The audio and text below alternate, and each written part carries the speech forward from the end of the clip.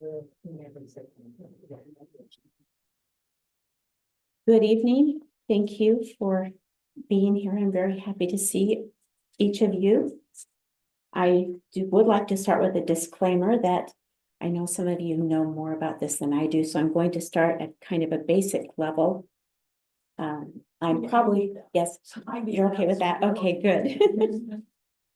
I'm probably not the only one who sits down thinking they have an hour or two to do family history and starts looking at what pops up on the homepage of Family Search and gets a little bit distracted and is going down one rabbit hole after another, suddenly realizes their time is gone.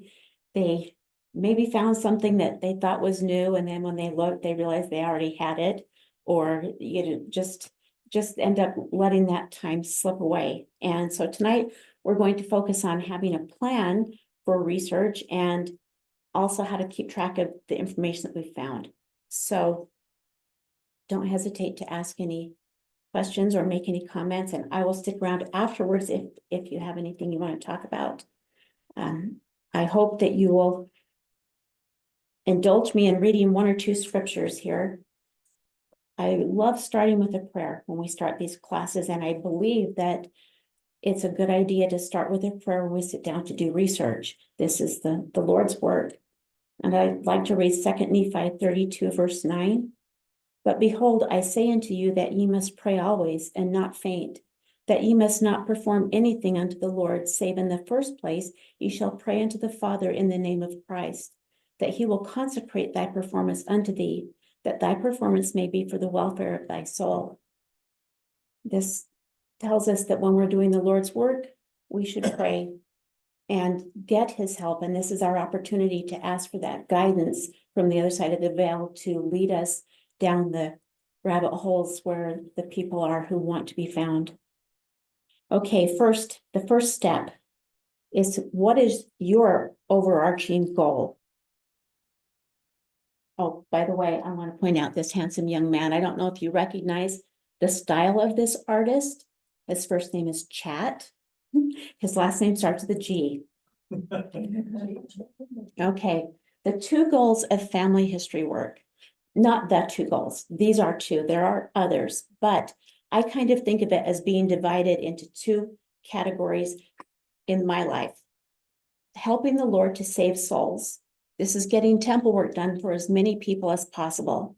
Having enough accurate records to make sure we have them correctly identified, and looking beyond our direct lines when necessary to find people who need to have that work done, who are waiting to be released from spirit prison.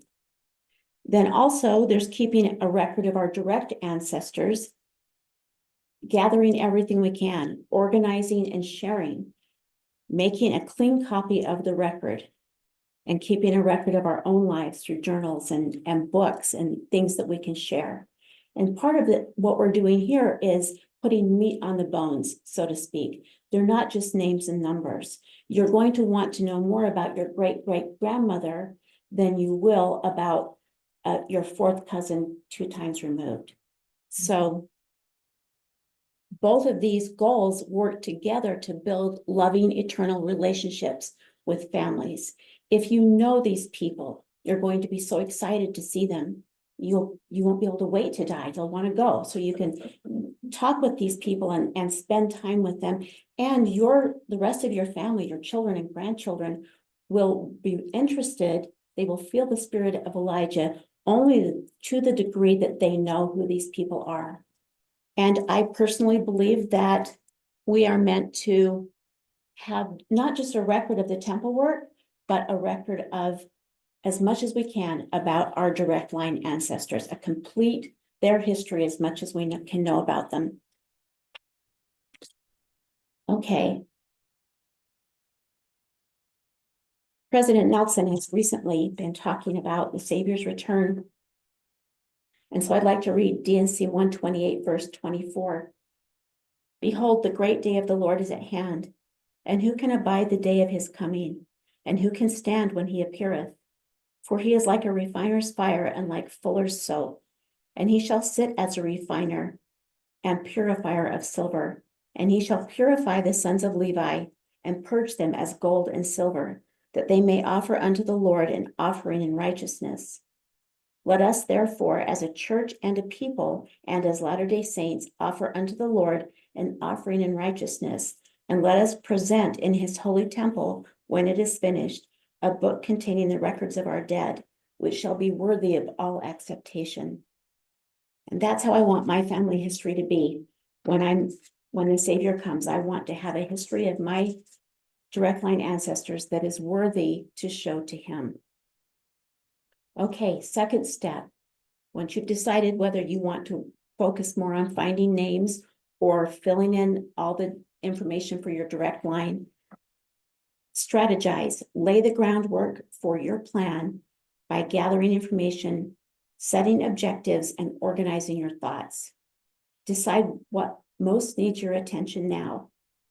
Everyone's family is a little bit different. Where you choose to spend your time will depend on what you've already done and what has already been done by others. This is my fan chart, the ordinance view of my fan chart. All of those names in white have had their temple work done. And the other names are either not showing because they're still living, or they really did have their temple work done, but there are some issues that have come up that need to be resolved to make it look right. In other words, everyone in my 7-generation chart has all of their temple work done. So if I want to do temple work, and I do, but I must look beyond my direct line ancestors. I want the records of my family to be clean, organized, and correct, and I don't want them to get lost or changed. I want my children and grandchildren to get to know the grandparents I believe are watching over them. So I divide my time.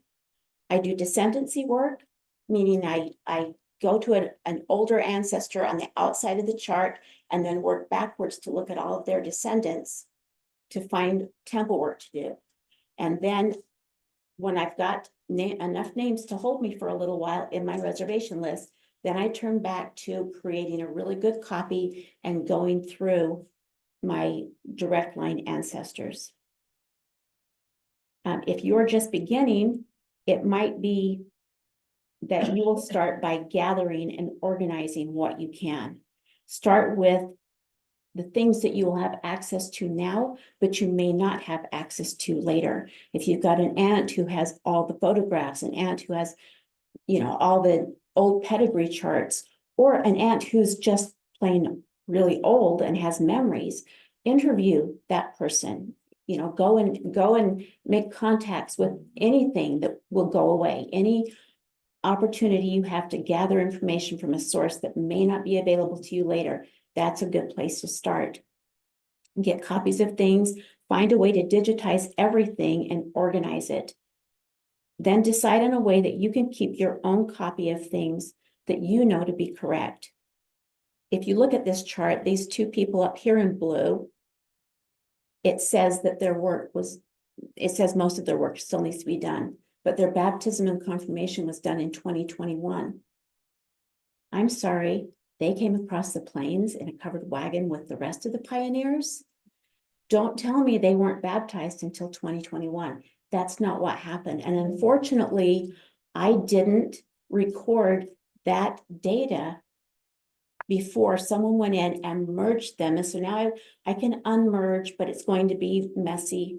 I can figure it out, but it's going to be messy. And so if I had downloaded that information, if I had saved that information so that I at least had the dates in the temple, then you can go to the temple department and they can pull the records and they can have Family Search go in and correct it. Yes, Brother Wicker. So do you recommend saving that stuff in your separate personal database like Roots Magic or Legacy or something? That is what I have been doing. If you don't want to mess with that, and we're going to talk a little bit more about that later, but if you don't want to do that, at least you can download, you can print from Family Search. When you've got a family that you think, okay, everything looks correct about this family, you can print the family group sheets with sources, and then you've got a PDF, save it as a PDF, and I say print a paper copy and save that too. So Yeah, yes. one come the other day and her mother and dad, it was her mother and dad, showed up that they needed their work done, and she said, they got married in the temple. Mhm. So, her daughter immediately reserved them, requested it because it showed up, because she didn't want anybody doing it, because they knew it had been done, but they did have to call family search and they fixed it. They had to Right. go back and find those records, so you have to call them sometimes. Right, and they're the pros, so that's a good way to go. Okay. So the next step is making a plan for organizing. If you have a system of where you keep things, both digitally and paper things that you have, it will be easier to find things. So here are a few ideas. And you won't know what to look for in doing your research until you know what you've already got. I don't know if you're familiar with the Ahnentafel. That's a German word that means pedigree, but it's a system that if you look at the old Book of Remembrance and those long pedigree charts, they're numbered. The main person is number 1, father is 2, mother is 3. And I put these big red numbers on here so you can see how it works, but it just continues to build like that. The men are always going to be an even number. The women are always going to be an odd number. And you can actually number your files in such a way that by looking at the person, and I have put this list, can't remember if I have I think I do have a slide of it, but I've attached the list to your handout. William Dollarhide wrote an entire book on how to be organized about your keeping your records and researching. And he created this list using his own family as an example, and you can tell by the number how you're related to a person. But I like to just keep this structure in my mind. And then when I set up my folders in my computer, I did the same thing. So this pedigree chart is for my father. And over here on the right is my list of folders for my father's family.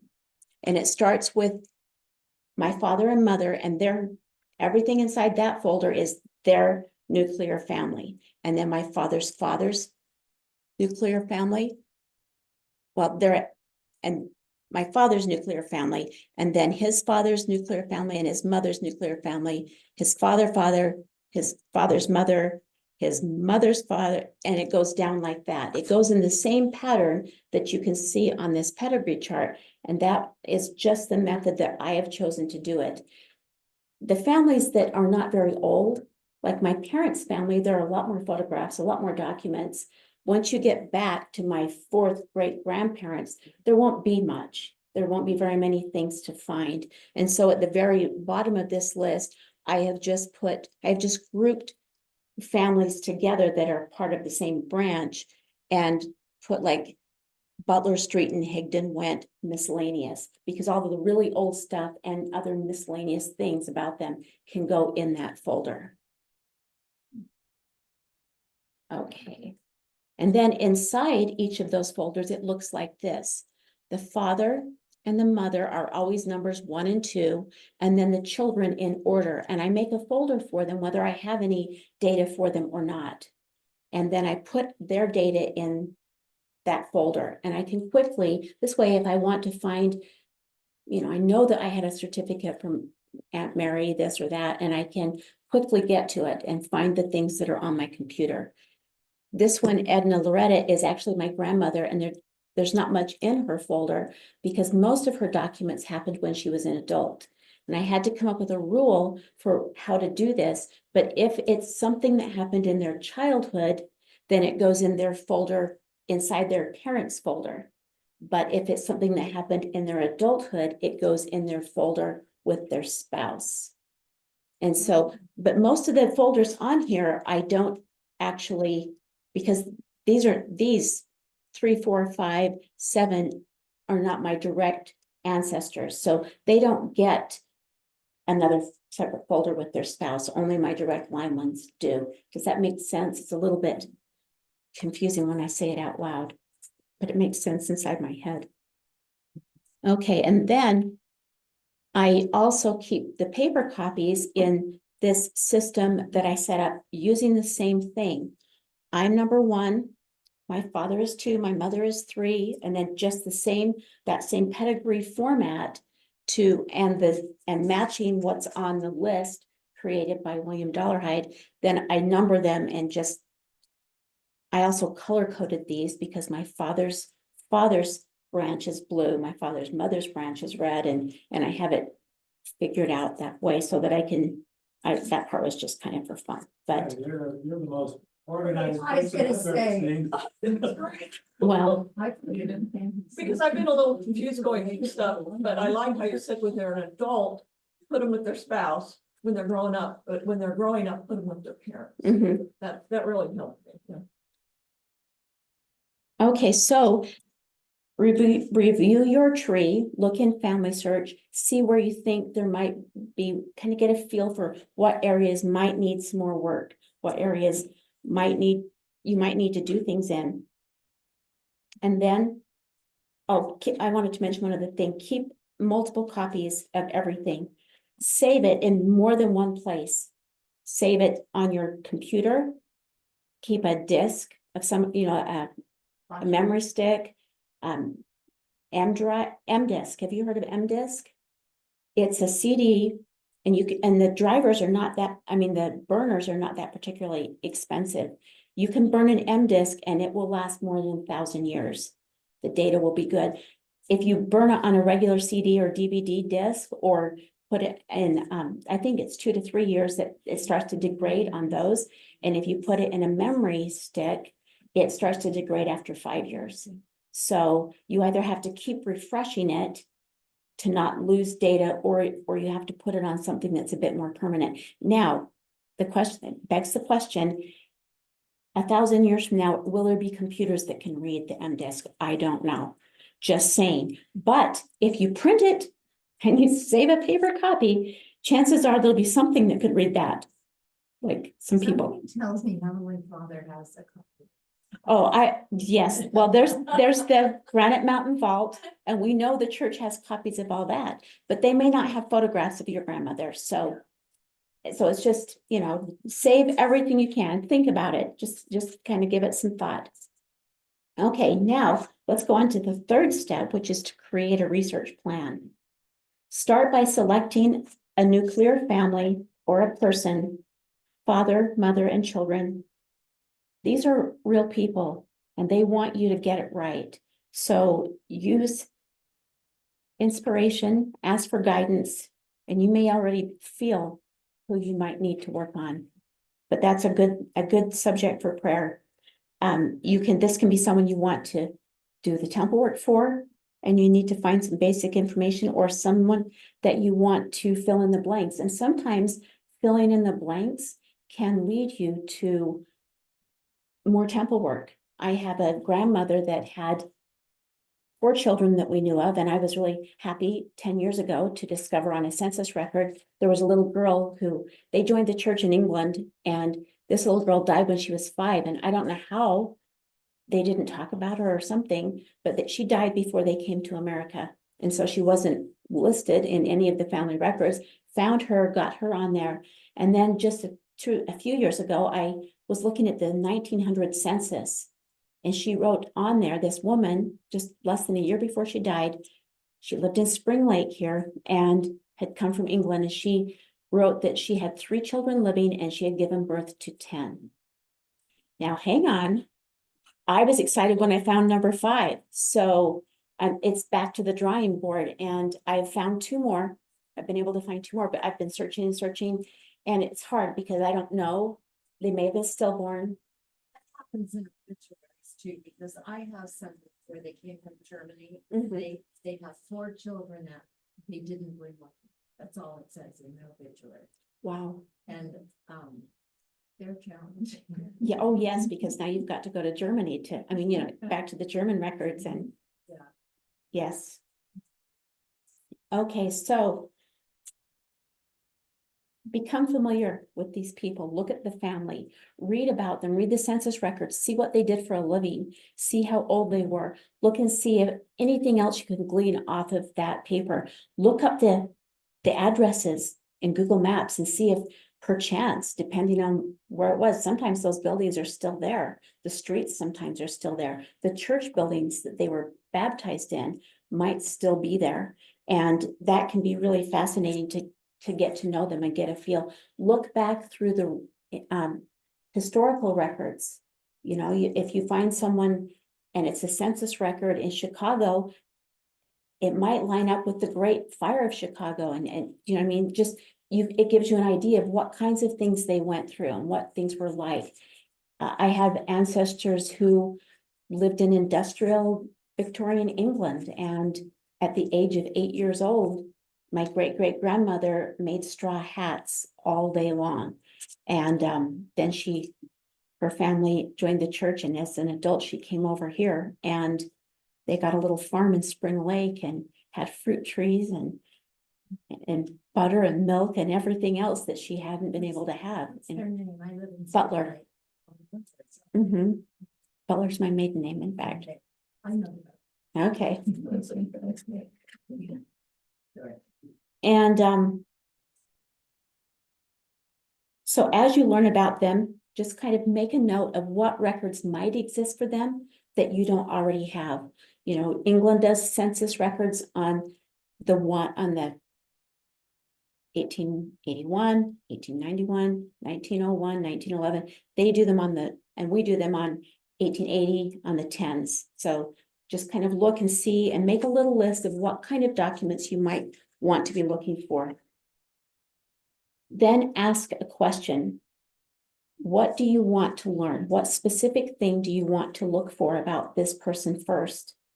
And this will become the basis of your research plan. So create a research plan and a log where you can keep track of where you've looked and what you've already done. You can print it, you can just use a notebook. Here's an example that I downloaded from Family Search Wiki. And this one to me looks a little bit, there's not a lot of space there for writing things. I like something a little bit looser, a little bit simpler. So this is obviously a form where you just fill it in, but I would like to give myself a bit more space. I do it more like this, and then I put the person at the top and some basic information. This is that grandmother who were missing some of her children. So I'm putting up here that not everything I know about her, but the things I need to know to find what I'm looking for. Her birth date and death date, when she and her husband were married, and she happened to have a child before they got married. So that knowing when they got married gives me an idea of when and where to look, but also knowing that I might need to look before that. Just writing down the basic information that will help me do this search. And then I ask my research question. Are there birth records for Esther's other 3 children? And then I go to work trying to find that in the search that I've got listed here. I went to the General Register Office website and did some searching, which is kind of tedious because it's a little bit slow responding to each question, and you have to, each time you send a query, you have to put whether it's male or female, and you can only do 2 years.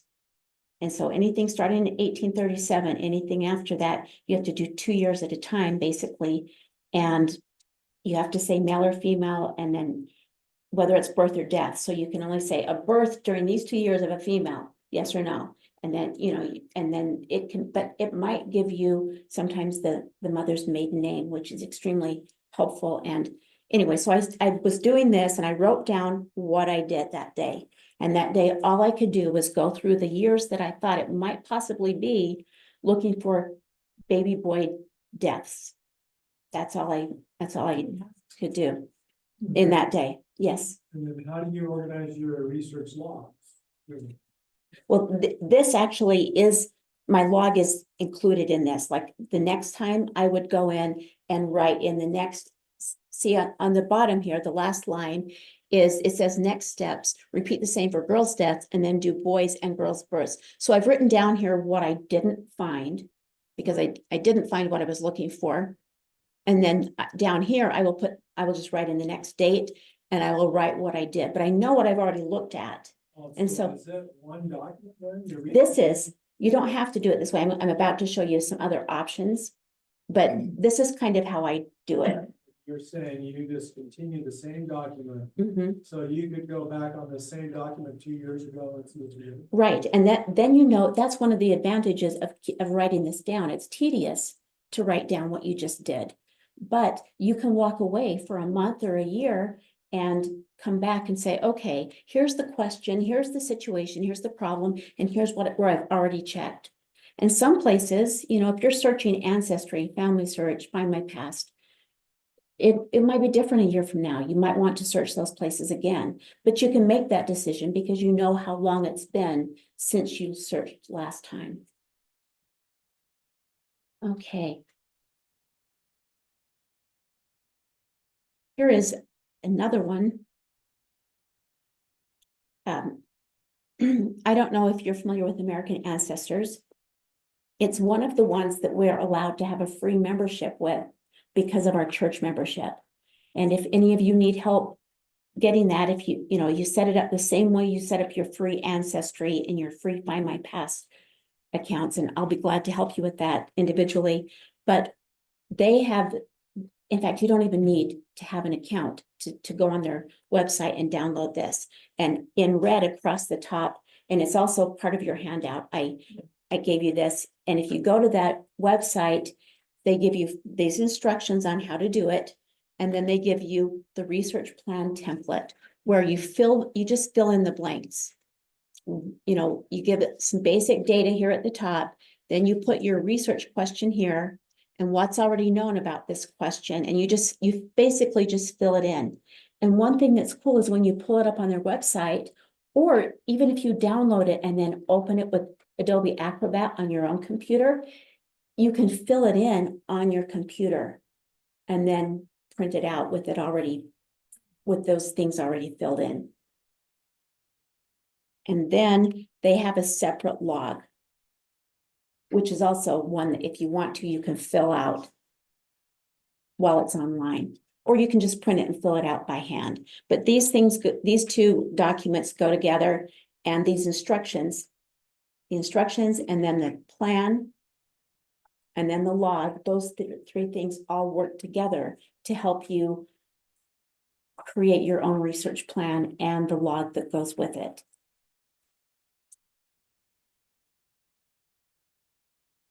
The other option, if you don't want to deal with any of that, this is what the top part of a family group record printed out from Family Search. You can just go to Family Search and print out a family group record, and then you've got all the data on the front and you can write on the back. Just make sure that you choose whether or not you want the sources to print, because if there are a lot of sources, it's going to probably be a number of pages long. It'll probably be 2 or 3 pages long, even with just printing the family. So, but that's an option, you know, at least you can staple that together, and on the back of it, you can write what you're looking for and where you've looked so far. So. Any questions so far or thoughts? Just because we had to figure out, where do I go print this really easily? You just go to the home page and go down on the right-hand column and it says print. Print options, I think. Yeah, and then it will show you print a family group sheet or a pedigree. Right. Because sometimes you don't know that. Yes, and sometimes it's fun to print a pedigree.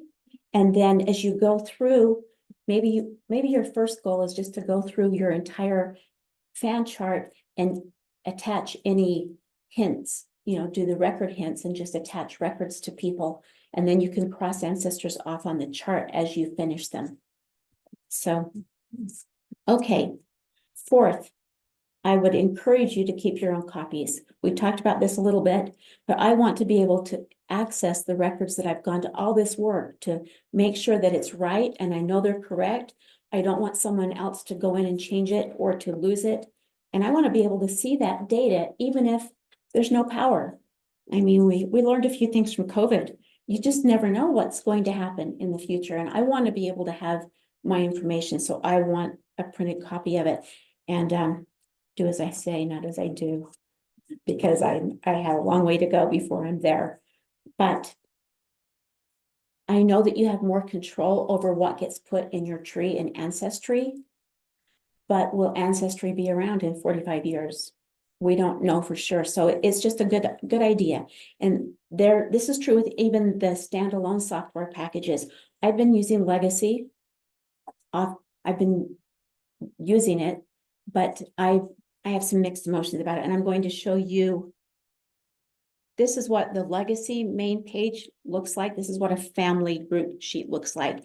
My husband doesn't care for it because it's old. He says it looks like it's from the 1980s, and it does have a little bit older look to it. I think they're reluctant to change it because so many of the users have been using it for a long time. And when you buy a program, this one used to be $29. Now it's free. They've just come out with Legacy 10, the new version, and it's completely free. But when you invest in something like that, the $29 is nothing compared to the time that you'll spend learning how to use it. And this program has, as I was told by the family history consultant who introduced me to it, this one has all the bells and whistles. This will compare it with people in Family Search. It will send you hints. It will do mapping. It prints beautiful charts, all kinds. You can't even imagine that you can change everything. You can change the background. You can do a lot with this program, and it's cool. The only thing I don't care for is the way they put their sources in. To me, that's a little bit cumbersome, but they do have this thing called this notebook feature, right where my cursor is pointing. You'll see it looks like a little notebook, and within each person's notebook, you have three different tabs. In the general tab, you can just write anything about them, memories that people have about them or things that you've learned about them. And within the research tab, you can do a little bit of a research log where you ask a question, and then in these two situations, in both of these, I have simply asked the question and stated what the problem is. I haven't done the research, but you could continue to add your searches and just enter them in there as you go. And then there's a medical tab where you can put things like cause of death and things that you know about what their health was like. So, any questions about any of that? So many things. Yeah. I think you have to find what works for you. You do, and that's the main thing is to find out, is to take your time and think about it, and don't feel stressed or pushed into any particular thing. Okay, let's talk a little bit about descendancy research, because I said I would include virtual pedigree in this class, but will you show me by raising hands who was at Susan Tuckett's class last week? Okay, let's do this. Let's look at it a little bit. And I signed in with my husband's account because my account is very difficult, even in descendancy research, to find names. I really have to go way out there, and it's a struggle, but this is something that's meant to help you go way out there. So when you go, you can just go to Google and type in virtual pedigree and then click on it, and it's going to take me right back into it. Already signed in, but what it will take you to is a page where it says sign in with Family Search, and you sign in with your Family Search credentials, and then the first time it will ask you if you give it permission to access your Family Search files, and you choose yes. And so everything that you're seeing here comes from Family Search. This comes from my husband's family tree. Yes, Brother Wicker. Where was the link to there? Virtual pedigrees. And I've got a sheet on the back of your handout that gives you the exact URL, but you can just Google virtual pedigree and it will. You didn't link from. I didn't, and I don't, because it's just easiest to type it in and then click on this pop-up thing. So, so here we are, and there's my husband. What we're going to do is grab him and slide him, and you can go either way. There are his 4 sons. And this is his family. This guy down here is a dad he didn't know he had until literally less than 6 months ago, but we'll talk about that some other time. Anyway, I don't know why this keeps popping up. It keeps popping I'm up. not, I've been doing that, I was doing that days. I need to ask. And then this happens too. And I have to click that a few times to get rid of it. Okay, and then my mouse gets weird. And I have to go like this to get, okay. So what we're going to do is we're going to slide back to the right, dragging people leftward. We're going back in time until we get to a place where people were born in the late 1700s or the early 1800s. And then, and I chose my husband's account because his parents were both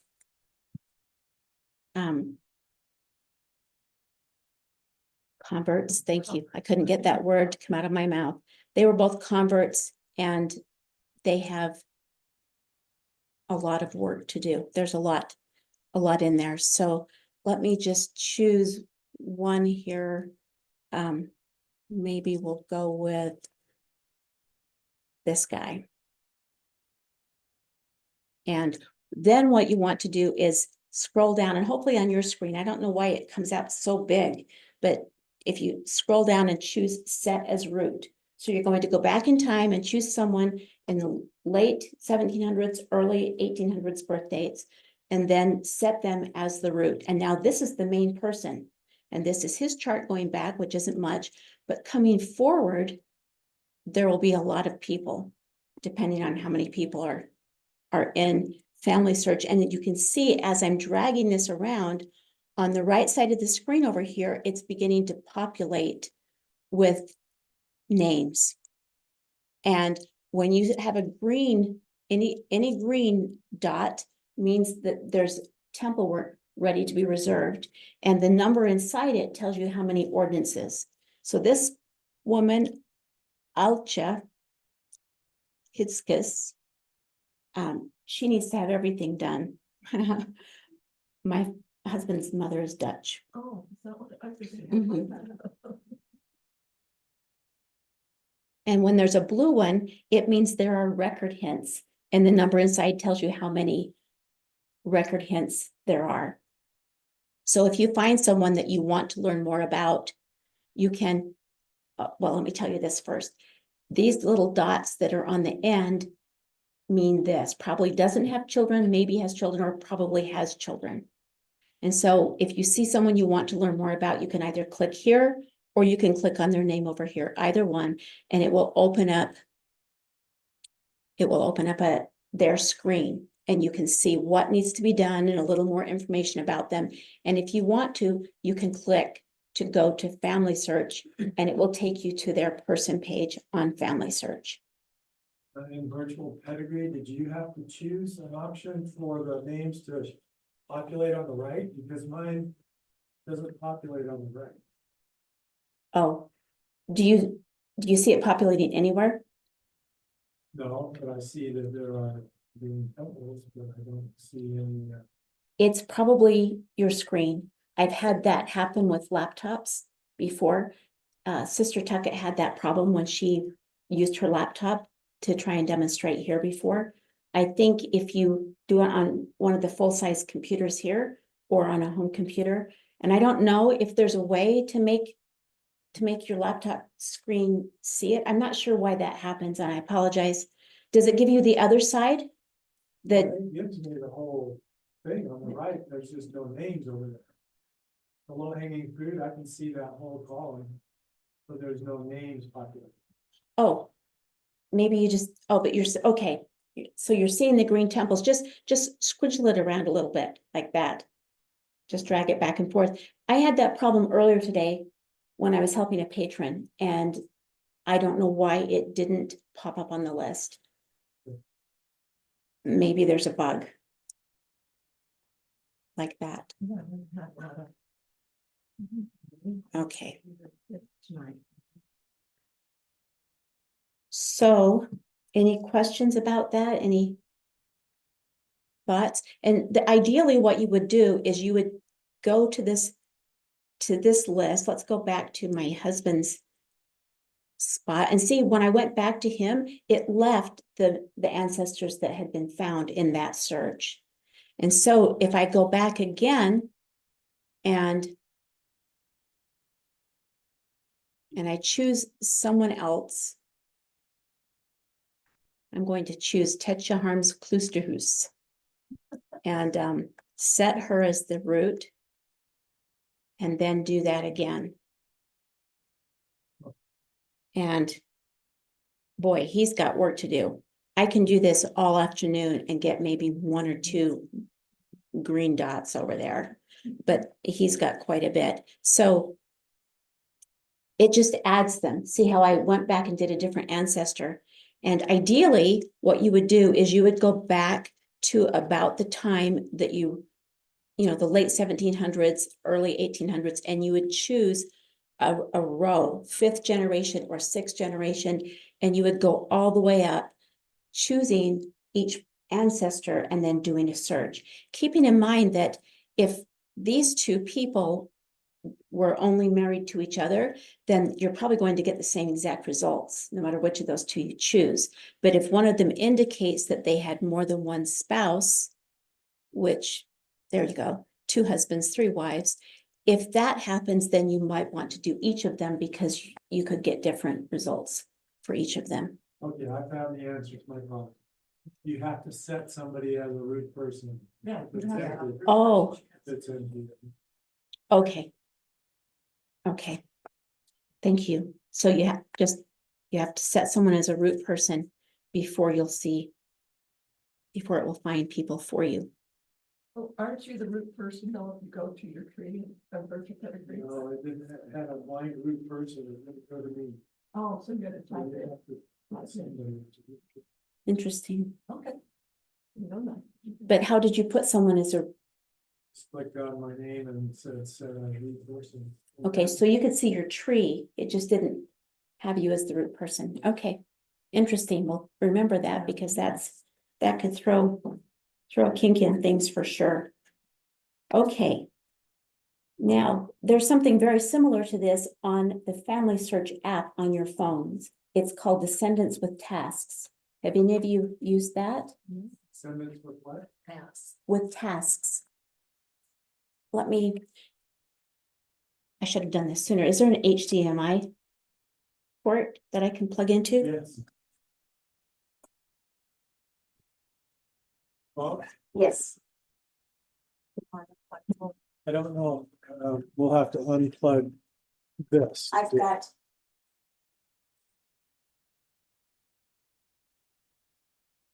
No, we can't have Oh. both. Will we have to stop the recording? Can I? No, we don't have to stop the recording. We can't have this computer and that type at the same time. Awesome.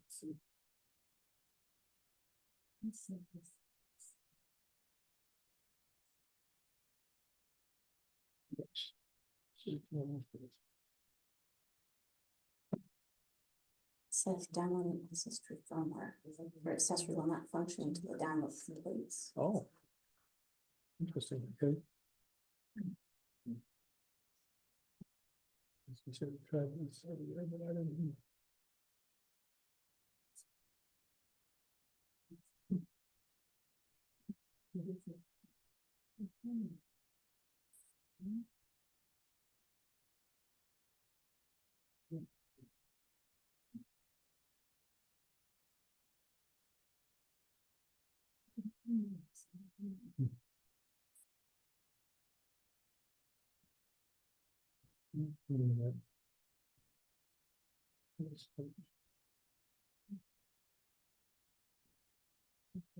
Maybe.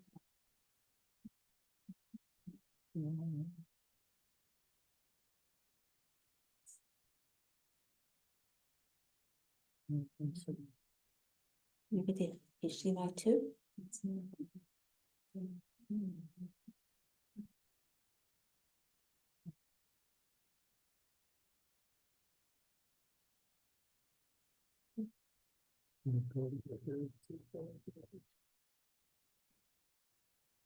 Let me try one other thing here.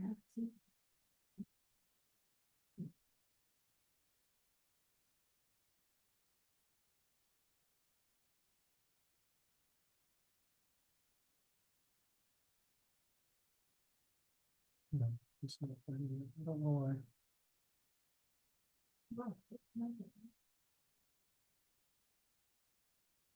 I was hoping there would be. I should have screenshotted it. Should have screenshot it. So you can look it up on the website, but if you want to pull your phones out real quick, we can talk through it. So just go into your family search tree. So your pedigree is showing. Oh, my, you said there's a new update.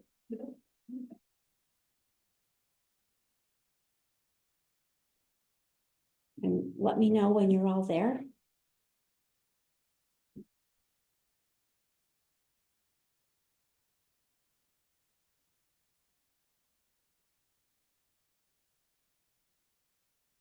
I shouldn't have clicked the new update. So it's. Well, you've done It this. doesn't take long, yeah. Okay, is there anyone not at their pedigree? Okay, so if you're seeing the vertical pedigree chart, you want to go to the fan chart. Just hit that little button. Or-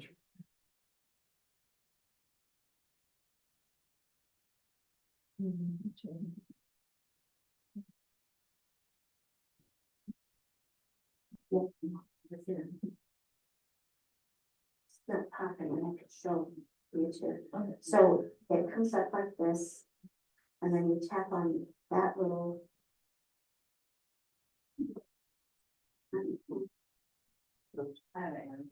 Oh. Okay, it's just so weird. Who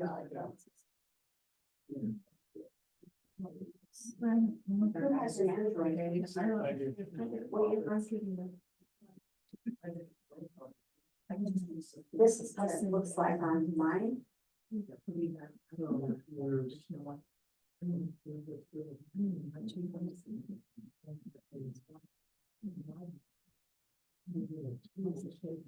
really?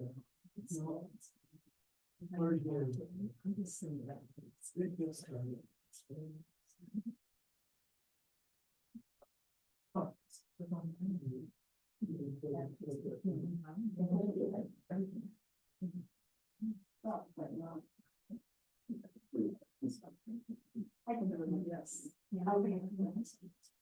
Well, it just, if you hit this and then go hit the little blue button on the lower left-hand side, then you can change to the fan view.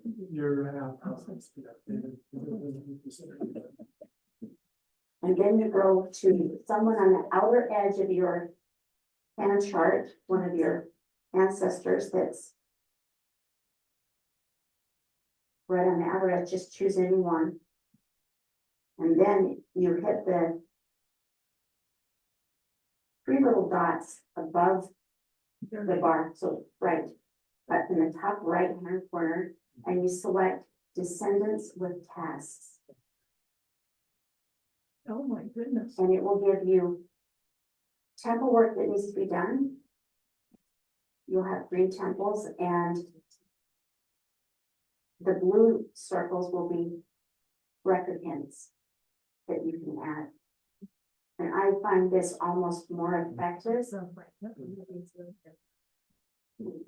Zeros in on it better, doesn't it? It does, it seems to find things. You don't have to scroll as much in there, it's just really pop right up. Right, you just get a list and you can scroll down through and take care of things. My understanding is that they will eventually have this on the desktop version of Family Search. That will be really nice. That would be nice, yeah. Mhm.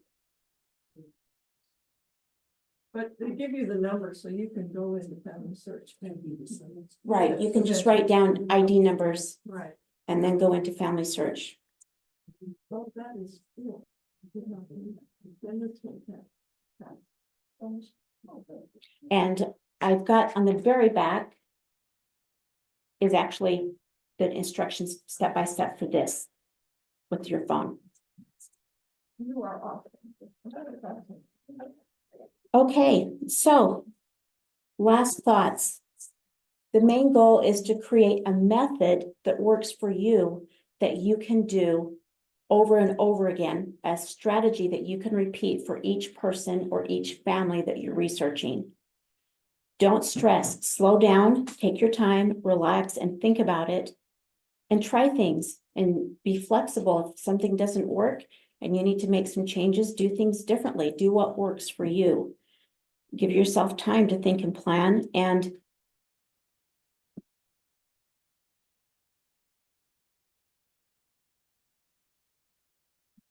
just feel that spirit of Elijah, because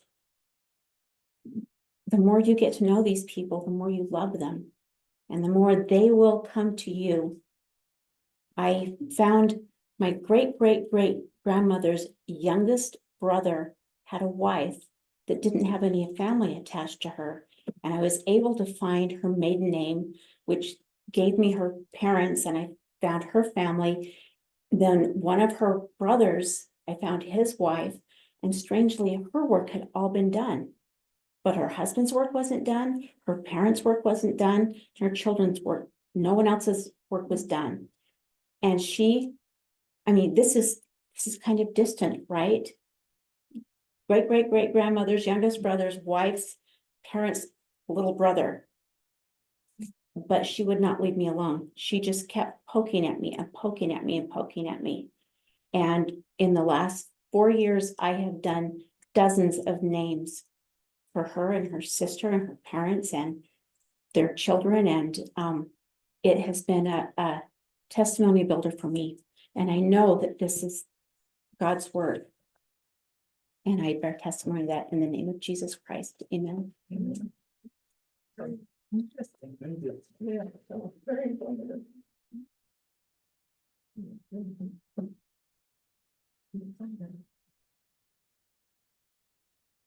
Yeah, I'm just like going through that process. Oh, you don't have to stop. Just going through the process of your family, your parents' stuff and trying to figure out, why did they say this? What's important about it? What do I need to keep? And that, and I found, somebody changed one of my great grandmother's parents. And I'm going,